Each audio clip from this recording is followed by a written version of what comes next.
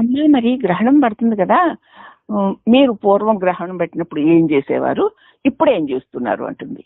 నేను ఏం చేస్తే దానికి ఎందుకు, అది ఏం చేస్తే చేసుకోవచ్చు కదా.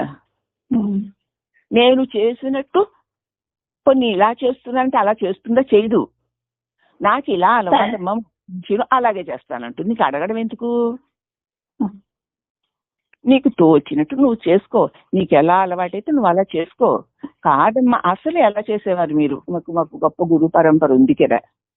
అప్పట్లో సూర్యగ్రహణం అయితే స్నానం చేసి మా తోటి వాళ్ళు అన్నపూర్ణ గారు కానీ, నరసింహమణి గారు కానీ, సుందరి గారు కానీ, వీళ్ళు ఎవరైనా వస్తే మేము కూర్చొని ఆ గ్రహణ కాలం అంతా కూడా జపం చేసుకునేవాళ్ళం, మంత్ర జపం. మరి మంత్ర జపం చేసుకోలేకపోతే ఏదో స్తోత్ర పారాయణం చేసుకుని ఎలాగోలాగా 3 గంటలు 3 గంటలన్నర గడుపుకుని వాళ్ళకి వాళ్ళు వెళ్ళి స్నానాలు చేసుకుని కార్యక్రమాలు చేసుకునేవాళ్ళం పగలైతే. చంద్రగ్రహణం అయితే రాత్రి పడుతుంది కాబట్టి వీలైనంత వరకు ఉండగలిగినంతసేపు ఎవళ్ళ మట్టుకు వాళ్లే ఉండి వాళ్ళ శక్తిని బట్టి ఆ మంత్ర జపం చేసుకునేవాళ్ళం. లేదంటే దోస్తాన్ని దురిపోయేవాళ్ళం. పొద్దున్నే లేచి ఇంకా దుప్పట్లు అవి తీసేసి శుద్ధి చేసేసుకుని తల స్నానాలు చేసేసుకునేవాళ్ళం. అలా చేసేవాళ్ళమ్మా మేము. అలాగా అమ్మా, ఇప్పుడు ఏం చేస్తారంటే ఇప్పుడు అదే చేస్తాను అన్నాను. అయితే నేను కూడా అదే చేయను. నన్ను అడుగుతావేంటమ్మా, నీకు ఎలా నచ్చితే అలా చేసుకో అమ్మా. నేనైతే మరి ఇలా నిత్య దీపాలు అలా వెలుగుతూ ఉంటాయమ్మా, మరి ఆ దీపాలు గ్రహణ కాలంలో కూడా వెలుగుతూ ఉంటాయి కాబట్టి ఆ దీపాలు కూడా గ్రహణం పెట్టేసినట్టేనా అంటుంది. నా బుర్ర గోడకేసి కొట్టుకున్నాను. దీపానికి గ్రహణం ఏమిటే అంటే కాదమ్మా, గ్రహణ స్నానం అయిపోయిన తర్వాత ఆ కుండల్లో ఆ దీపాలు తీసేసి ఆ కుండల్లో నూనె పారబోసేసి మళ్ళీ కడుక్కుని మళ్ళీ దీపాలు పెట్టాలా, అంటే ఆ దీపాలు అలా వెలుగుతూ ఉండగానే మళ్ళీ కొత్త ప్రమిదలతో మళ్ళీ కొత్త దీపాలు పెట్టాలా? అమ్మ, నా బుర్ర పాడైపోతుంది, నీకు ఇష్టం వచ్చిన దీపాలు ఇష్టం వచ్చినట్టు పెట్టుకో, నాకు సత్సంగానికి వెళ్ళిపోవాలని చెప్పి ఫోన్ కట్ చేసి వచ్చేసాను. ఇదంతా ఏంటి? అభిప్రాయాల సేకరణ. దాన్ని నీకు అనుకూలంగా ఉంటే నీ తీసుకునే విధానం, ప్రతికూలంగా ఉంటే వదిలేసే విధానం. అంత స్పష్టంగా తెలుస్తోంది ఇదంతా. తెలుస్తుందమ్మా. ప్రతి వ్యక్తితో మనం పెట్టుకునే కమ్యూనికేషన్ లో ఇది అసహజతే ఉంటుంది. ఉందమ్మా. మొదటి నుంచి పెట్టి చెప్పినట్టు చేస్తే బాగుపడదు. అంచేత ఇలా ఉంటాయి కథలు. మరి ఇప్పుడు అసలు విషయం ఎక్కడ మాయమైపోయింది? అన్ని ఊహలు కల్పనలు. బయట పడిపోతున్నాయి అవన్నీ. అంచేత తమ అలాగే దేవుళ్ళ గురించి, తాము చేయవలసిన మతాలు విధుల గురించి ఊహా ప్రతిభలు పెట్టుకుంటాడు ఎవడ మట్టుకు వాడు. ఏదైనా ఊహా ప్రతిభని ఏర్పరచుకున్నప్పుడు అది ఎంత నిరాధారమైందైనా సరే, ఎంత అవాస్తవికమైందైనా సరే, ఎంత పిచ్చిది పనికిమాలినైనా సరే, అందులో నాకెంతో అలా చేస్తే ఎంతో బాగా చేశాను అని ఒక బద్ధత నీ మనసులో కనిపిస్తుంది. నేను కాబట్టి ఇంత నియమంగా ఇంత నిష్టగా పాటించాను అన్న ఒక భావన, నేను చాలా బాగా చేసిన ఒక భద్రతా భావాన్ని కల్పించుకోవడానికి ఈ కథ అంతా చేస్తావు. అవునా? ఒక భద్రత కల్పిస్తుంది.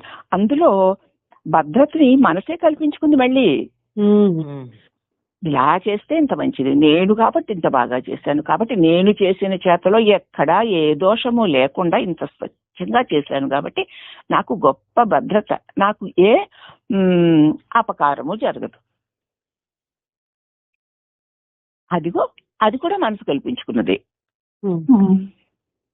మీ భార్య గురించి మీరు గాని, మీ గురించి మీ భార్య గాని ఊహా ప్రతిమను ఏర్పరచుకున్నప్పుడు నిజాలు కావు, నిజంగా ప్రేమిస్తున్నాను, ఆయన నాకు ప్రాణం, ఆయన లేకపోతే నేను చచ్చిపోతానంటావు. కానీ అసలు ఏమి చచ్చిపోవు, ఆయన అంటే నీకు ప్రాణం కాదు, నీకు అనుకూలంగా ఉంటే ప్రాణం అంటావు, కాకపోతే కర్మ కాలిందంటావు అంతే. మరి సత్య నా మొగుళ్ళైతే జన్మ లేదంటావేమిటి, నా పిల్లలు అయితే జన్మ లేదంటావేమిటి? అన్నీ నువ్వు చూసుకో, దానిలో నిజాయితీ ఎంతుందో. అవేవి వాస్తవమైనవి కావు. వాస్తవికాల్లో జీవించడం చాలా కష్టం, నిజంలో బతకడం చాలా కష్టం. కానీ అవాస్తవికమైన ఊహా కల్పనతో జీవించడం ఎంత తేలికో. మనకి ఇష్టం అనేసుకుని దానిలో తిరిగిపోయి మురిసిపోయి నేను ఎంత బాగున్నాను అంత బాగున్నాను అనుకోవడం ఎంత తేలికో.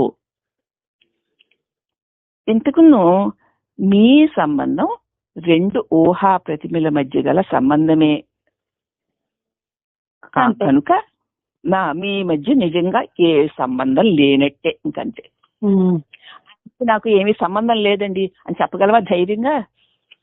నిజంలో బతకడం చాలా కష్టం. నిజానికి అసలు ఏ సంబంధం లేదు. నీ ఊహాకల్పనల సంబంధాలతో ముడులు వేసుకుని ఆయన లేకపోతే నేను లేను, నేను లేకపోతే ఆయన లేడు, నా కొడుకు లేకపోతే బతకలేను, కూతురు, ఇవన్నీ నువ్వు తగిలించుకుని అవాస్తవిక వాళ్ళ ఊహల్లో బతకడం నీకు అలవాటైపోయింది. ఆ తేలిక కూడాను. అందరూ అలాగే ఉన్నారు కాబట్టి మనం కూడా అలాగే ఉంటాం కాబట్టి ఎందుకు ఇలాగని అడిగేవాడు ఉండడు కాబట్టి నీ ఊహని ఇష్టం. ఇలా కృష్ణమూర్తి గారు సత్యంలోకి వెళ్ళి అసలు ఇది నిజమా లేదో చూసుకుంటే అక్కడ రాడు.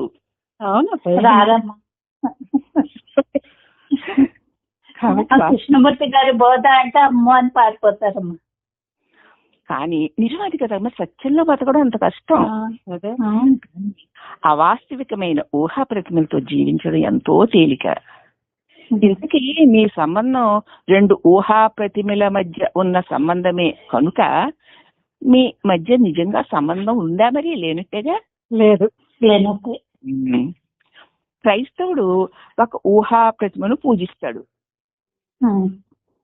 అది మత గురువు చేత పూజించు భక్తుని చేతను శతాబ్దాల తర్వాత నిర్మింపబడింది.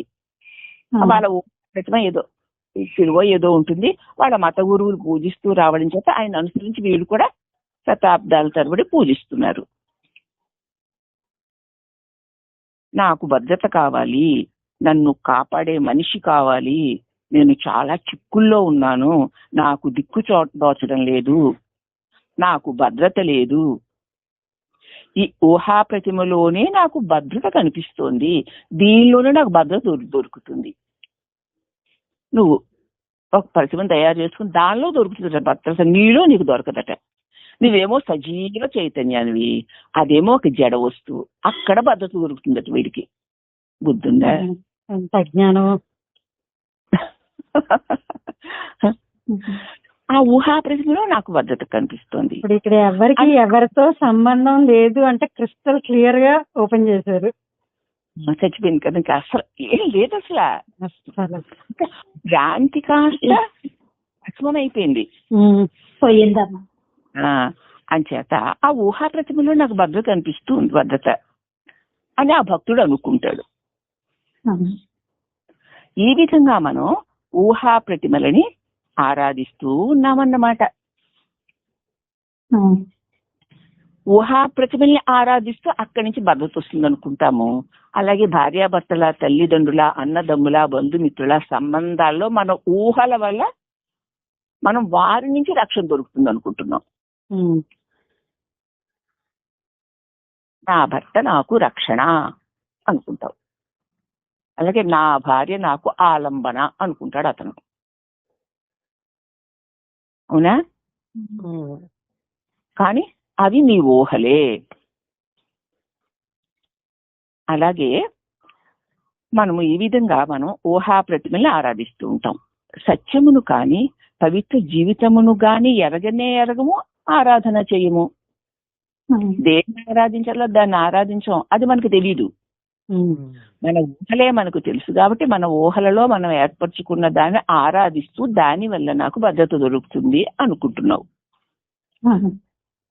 అందుకే మరి నీ ఊహాకల్పనలతో కూడిన ప్రతిమలనే నువ్వు ఆరాధిస్తావు. జాతీయ పతాకంతో పాటు జాతిని గురించిన ఊహా ప్రతిమ, 3 రంగులు కూడినటువంటి ఒక గుడ్డ ముక్క, ఇది భారత జాతికి ప్రతీక అన్నారంతే. ఆ జెండాలో భారత దేశాన్ని అంతటినీ చూసుకుని జెండా హూంచే రహే హమారా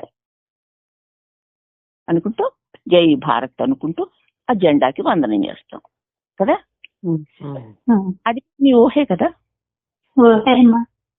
జాతీయ పతాకంతో పాటు జాతిని గురించిన ఒక ఊహా ప్రతిమను వైజ్ఞానికుని గురించి, ప్రభుత్వాన్ని గురించి, ఇంకా మొదలైన వాటిని గురించి మీరు ఊహించుకున్న ప్రతిమలను మాత్రమే మీరు గౌరవిస్తారు, మీరు పూజిస్తారు. ఇది భారతదేశము, నేను భారతీయుడను. ఇదేమిటి ఊహే కదా, ఇది భావన. ఆ భావన లోపల పెట్టుకుని నువ్వు విదేశానికి వెళ్ళి, ఇంకో దేశానికి వెళ్ళి ఈ దేశం నాది కాదు, ఈ జెండా నాది కాదు అంటావు. అక్కడికి వెళ్ళి అది భావనే కదా. జెండాని తీసేసి విశ్వమంతా తిరుగు, అప్పుడు విశ్వం నీదే అవుతుంది.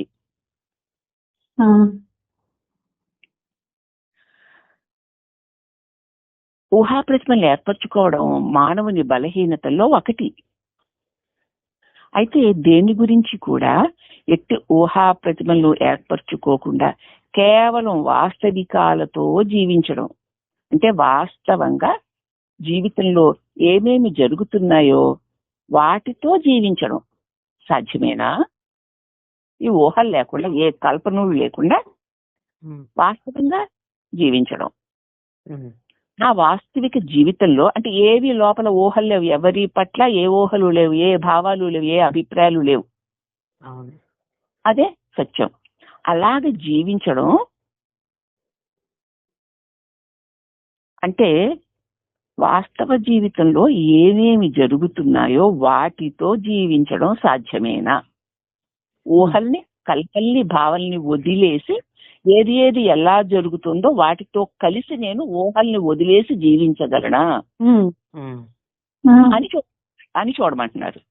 ఒకసారి అన్నిటిని పక్కన పెట్టేసాం, మనం చూద్దాం. అసలు మనసు ఊహా ప్రతిమని ఎందుకు నిర్మించుకుంది? జీవితం అంటే ఊహా ప్రతిమ కాదు. దురదృష్టవశాత్తు జీవితం అంటే పోరాటము, జీవితం అంటే నిత్య సంఘర్షణ. ఘర్షణ అనేది ఊహా ప్రతిమ కాదు, అది ఒక వాస్తవికము. అసలు మన మనసు ఊహా ప్రతిమల్ని ఎలా నిర్మించుకుంటుంది అంటే, జీవితం అంటే ఇప్పుడు ఈ ఊహా ప్రతిమలు కాదు అనుకున్నాం కదా, ఎలా ఉన్నాము మనం? ఉత్త బోలుగా ఉన్నాం, మాటలేం లేవు. అయితే దురదృష్టం ఏంటంటే జీవితం అంటే పోరాటము, జీవితం అంటే నిత్య సంఘర్షణ, వాట్ల నడుమనే జీవించక తప్పదు. జీవితం అంటే ఊహా ప్రతిమ కాదు, అది ఒక సత్యము అనుకుంటున్నావు. కానీ మనసు ఊహా ప్రతిమల్నే నిర్మించుకుంటోంది. మళ్ళీ ఈ ఊహా ప్రతిమలు అంటే ఒక సంకేతమో, ఒక అభిప్రాయమో, ఒక నిర్ణయమో, ఒక భావనో. అదేనా? అదే. నేను దీనిని కాను, ఈ ఊహ నేను కాను.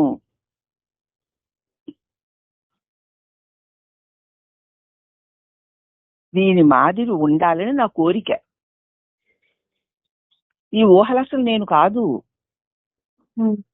దాంట్లో ఉండాలన్న కోరిక వల్ల దానిని ఇంకా ఇంకా మళ్ళీ మళ్ళీ ఊహల్ని కల్పించుకుంటున్నాను. అది విషయం అర్థమైందా? అర్థమైందమ్మా. ఇది ఒక ఊహా ప్రతిమ. దీనిని మనస్సు తన భవిష్యత్తు కోసం ఊహించుకుంటోంది, ఏదో ఒక రక్షణ కోసం, ఏదో ఒక భద్రత కోసం. అసలు ఏం చేస్తావో తర్వాత? బ్రతకాలనే కదా. ఈ రక్షణలో బ్రతుకు కోసమే కదా. ఏది బ్రతకాలి? శరీరం కదా. అవునమ్మా. మరి చావక తప్పదు కదా. దానికోసం ఊహలు, ఇంతింత భ్రమలు, ఇంతింత కల్పనలు, దానికోసమే కదా నువ్వు చేసుకుంటున్నావు. కాబట్టి ఇదంతా అవాస్తవికమే. ఇదంతా మనసు తన భవిష్యత్తు కోసం తాను కల్పించుకుంటోంది. కాబట్టి అది అవాస్తవికము. ఇంతకీ అవాస్తవికం, ఇవన్నీ అవాస్తవికము, కల్పనలు, ఊహలు, భ్రమలు అంటున్నారు కదా.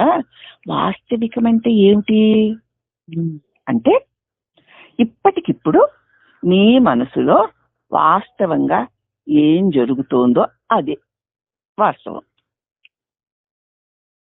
అన్ని తీసేయి. ఇప్పటికిప్పుడు ఈ శరీర అవసరం కోసం ఏది నీ ముందుకొస్తే దాన్ని మాత్రమే సంకల్పం. దాన్ని అంతవరకు ఆచరించి మళ్ళీ వదిలే. ఇదే వాస్తవికం. ఇప్పటికిప్పుడు నీ మనసులో వాస్తవంగా ఇప్పుడు నీ మనసులో ఏం జరుగుతోంది మీరు చూసుకోండి. మీ మీ ముగ్గురు మనసులు ఖాళీగా ఉన్నాయనిపిస్తోంది నాకు. అవునత్తయ్య. ఏమీ జరగట్లేదు కదా. అదే సత్యం. సత్యం ఎంత లగ్నంగా సాక్షాత్కరించిందో చూడు. అవునమ్మా. ఇలాగా ఈ ఊహలు ఇవన్నీ పక్కకి నెటితే అందరిలో ఆ ఒక్క సత్యమే ఉంది. ఇవన్నీ కల్పించి సత్యాన్ని కప్పేసుకున్న నీ ఊహలే సత్యం అనుకుంటున్నావు.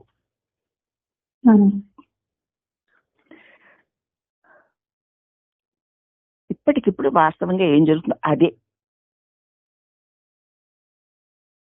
మన ప్రశ్న ఇక్కడ ఏమిటంటే, మరి మనస్సు ఊహా ప్రతిమలు ఎందుకు నిర్మించుకుంటున్నట్టు? సత్యం ఇంత ప్రశాంతంగా ఉంటే ఎందుకు నిర్మించుకుంటోంది అని ఇప్పుడు మన ప్రశ్న.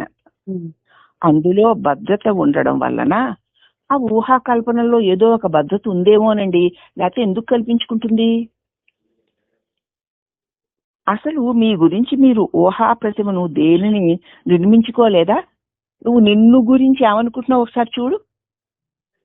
అందరి గురించి తీసి పక్కన వేసేసావులే. నిన్ను గురించి నువ్వేమనుకుంటున్నావు? ఏ కల్పన లేదా? నేను ఫలానా ఏమన్నా లేదా? మేము చాలా గొప్పవారమని, లేదా గొప్ప ఆచారవంతులమని, అయితే మేము గొప్ప వాళ్ళము కామని, ఇలాగ ఏదో మీ గురించి మీరు ఊహించుకోవడం లేదు. ఊహా ప్రతిమలతో జీవించడం అంటే భ్రాంతిలో జీవించడమే. నిన్ను గురించి నువ్వేమీ అనుకోకు, ఇతరులను గురించి కూడా ఏమీ అనుకోకు. అది వాస్తవం. ఈ ఊహా ప్రతిమలతో జీవించడం అంటే భ్రాంతితో జీవించడమే. అది వాస్తవికంతో జీవించడం కాదు. తెలిసిందా? నిజంలో మనం బ్రతకడం లేదు, సత్యంలో మనం బ్రతకడం లేదు, ఊహల్లో అపోహల్లో బ్రతుకుతున్నాం. మన గురించి మనము ఊహలే, ఇతరుల గురించి కూడా ఊహ, తల్లి గురించి ఊహలే.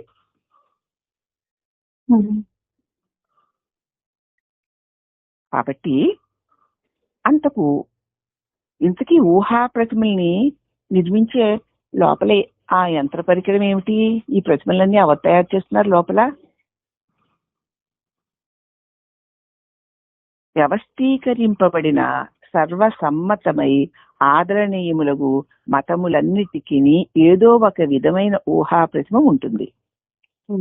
ఈ ఒక వ్యవస్థ వల్ల నిర్మింపబడిన ఆ వ్యవస్థ అందరూ సమ్మతమైన ఆదరణీయమైనటువంటి మతములన్నిటికీ కూడా, అంటే ఏదో మతాలు ఉన్నాయి కదా, హిందూ మతం అని, బౌద్ధ మతం అని, తర్వాత క్రైస్టియానిటీ అని, ముస్లింలని, ఇట్లా ఉన్నాయి కదా ఆ మతాలు. అవి నిర్మించుకున్నారు. వ్యవస్థీకరింపబడినటువంటి ఆ వ్యవస్థలో ఉన్న వారందరూ సమ్మతించిన ఆదరణీయమగు మతాలన్నిటికీ కూడా ఏదో ఒక విధమైన ఊహా ప్రతిమ ఉంటుంది. తన మత గురువు సహాయంతో మానవులు ఎల్లప్పుడూ కూడా ఒక చిహ్నాన్ని, అంటే ఒక గుర్తుని, అంటే ఒక సంకేతాన్ని, ఒక భావాన్ని, ఒక మనోగతమగు అభిప్రాయాన్ని ఆరాధిస్తూ వచ్చాడు ఎప్పటి నుంచో. ఆ మత గురువు యొక్క సహాయంతో మానవుడు ఎప్పుడూ కూడా ఒక చిహ్నాన్నో, ఒక సంకేతాన్నో, ఒక భావాన్నో, మనోగతమైన ఒక అభిప్రాయాన్నో ఆరాధిస్తూ వచ్చాడు. అంతే కదా. నాకు రాముడు అంటే ఎంతో ఇష్టం. రామరామ రామరామ అంటే చాలు నా భయాలన్నీ పోతాయి, నా బాధలన్నీ పోతాయి, శ్రీరామ సర్వజగద్రక్షకుడు కదా అని నమ్మావు. దాన్ని ఆచరిస్తూ పోయావు. అదే నాకు కృష్ణుడు ఇష్టం, నాకు శివుడు ఇష్టం, నాకు అమ్మవారి ఇష్టం, నాకు బాబా గారి ఇష్టం, ఆయన తలుచుకుంటే చాలా భయాలన్నీ పోతాయి అని కదా వచ్చాం. అవును. కాబట్టి మానవుడు ఎల్లప్పుడూ చిహ్నాలని అంటే సాంకేతాలని, భావాల్ని, మనోగతముగా అభిప్రాయాల్ని ఆరాధిస్తూ వచ్చాడు. ఆ ఆరాధనలో అతనికి ఊరట లభిస్తోంది, మరి లభిస్తుంది కదా. భద్రత లభిస్తుంది, రక్షణ కూడా ఉంటుంది. కానీ అది నీ ఊహాకల్పే అంటే మాత్రం నమ్మవు. అది నీ ఊసరా, నువ్వు అసలు ఊహించుకోకు. అప్పుడే నీకు నిజమైన భద్రత అంటే వాడు నమ్మడు. కానీ ఆ ప్రతిమ నీ ఊహాకల్పితమే, నీ ఆలోచనే. దాని స్వభావం తెలుసుకోవాలంటే ఇదిగో ఆలోచన ప్రక్రియను నువ్వు అర్థం చేసుకోవాలి. ఎవడెళ్తాడు ఆలోచన ప్రక్రియలను అర్థం చేసుకుని ఇవి నా ఊహలా, నా మనోకల్పితాలా, దేవుడు కూడా కల్పితమేనా, నా ప్రియాతి ప్రియమైన రాముడు, నా బాబా, నా శివుడు కల్పితమా, సరైన విధానం కాదు, తప్పుదోవ పట్టించేస్తున్నారు అంటాడు తప్ప తన ఆలోచనని తాను పరిశీలించుకునేటువంటి ప్రక్రియ చేయడు. అవునో కాదో చూడవా? చూడవు. నీకు ఊహలు ఇష్టం, నీకు ప్రతిమలు ఇష్టం, నీకు భావాలతో అల్లుకుపోవడం ఇష్టం. అందుకని భావాలకి, నీ ఊహలకి కారణమైందని నువ్వు అసలు మాత్రం ఎప్పుడు వెతకడానికి ఇష్టపడవు.